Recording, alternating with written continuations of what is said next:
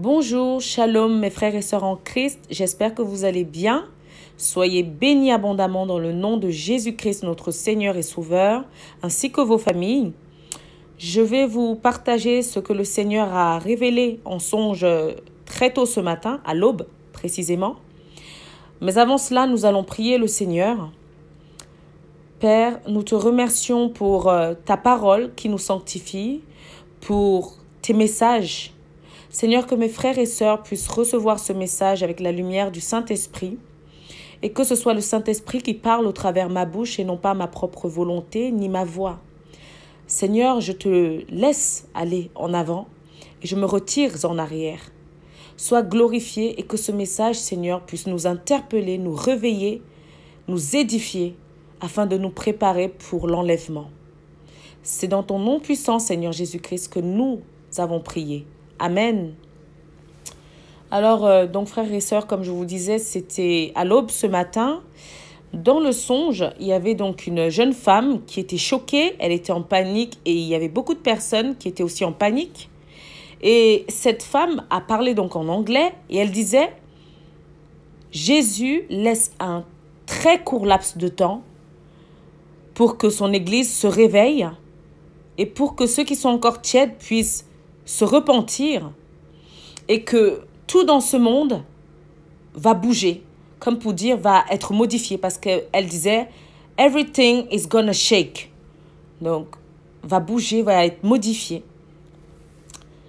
Et puis, j'ai vu Jésus dans une position comme s'il était prêt.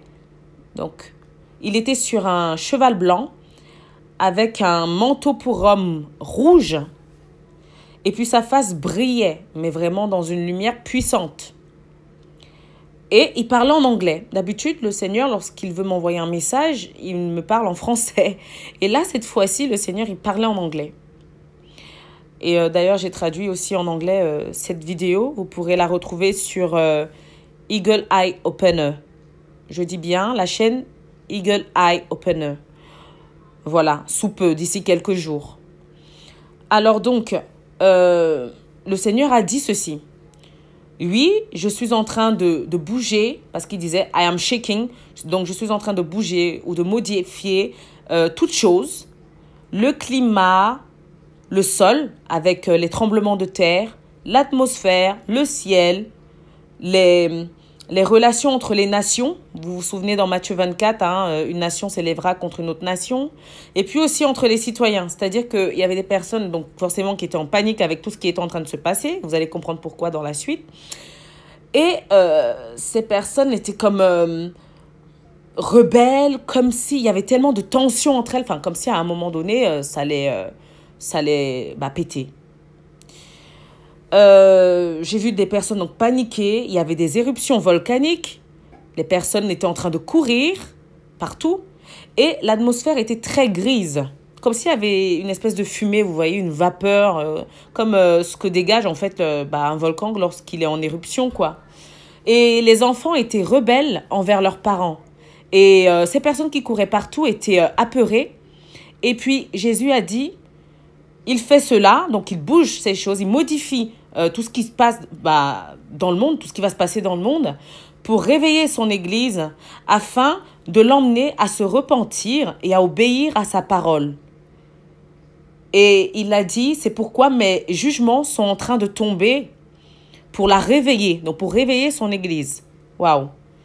Et c'est à peu près ce dont je me souviens de la parole directe du Seigneur.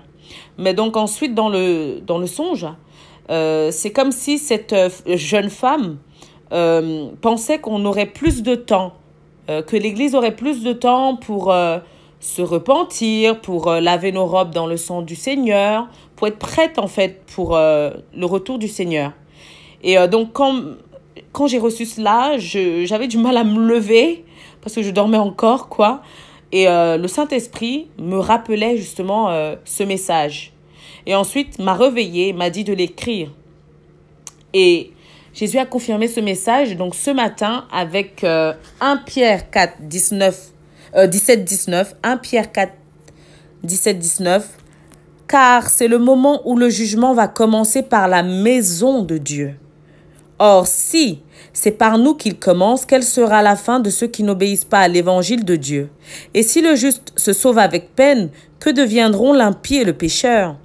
Ainsi que ceux qui souffrent selon la volonté de Dieu remettent leurs âmes au fidèle Créateur en faisant ce qui est bien. Et ensuite, avec 1 Pierre 5, 8 à 10. Votre adversaire, le diable, rôde comme un lion rugissant, cherchant qui il dévorera. Résistez-lui avec une foi ferme, sachant que les mêmes souffrances sont imposées à vos frères dans le monde. Ceci est vraiment encourageant. Amen.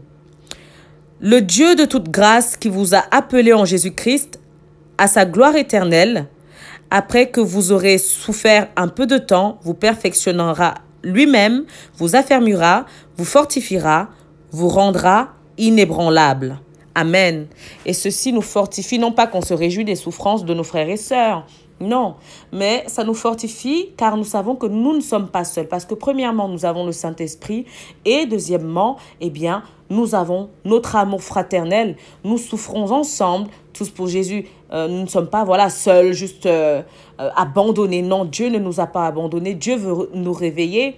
Et ces jugements tombent parce qu'il veut nous réveiller. Et si vous avez déjà observé, il y a quand même des changements climatiques, il y a quand même des tremblements de terre qui ne cessent de se faire. Rappelez-vous la Floride, l'Indonésie, etc., etc.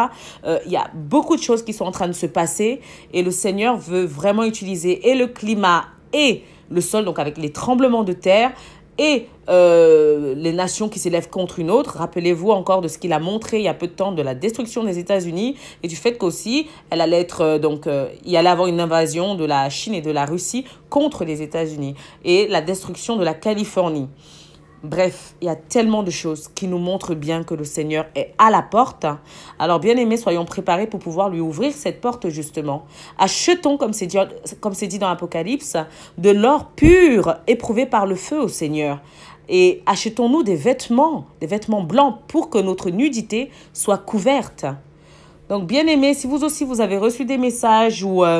des révélations, des visions ou des songes de la part du Seigneur qui confirment bien ce message ou qui pourraient nous éclairer aussi encore plus dans la parole de Dieu. N'hésitez pas à partager dans les commentaires ou de me partager par mail. Melissa Mafo, M-A-F comme Fabien O, @yahoo.fr. J'ai quitté Facebook, donc je ne vous donne plus mon Facebook Messenger puisque ça ne servirait à rien. Mais par contre, vous pouvez toujours me joindre donc par mail sans souci. Ou tout simplement les laisser dans les commentaires. Laissez ce que le Seigneur Jésus vous a révélé afin qu'on puisse s'édifier mutuellement. Que le Seigneur vous bénisse abondamment, qu'il vous garde dans sa parole et qu'il vous sanctifie par sa parole, afin de demeurer prêt, debout et irréprochable lors de l'enlèvement de l'Église. Je vous embrasse. Bye.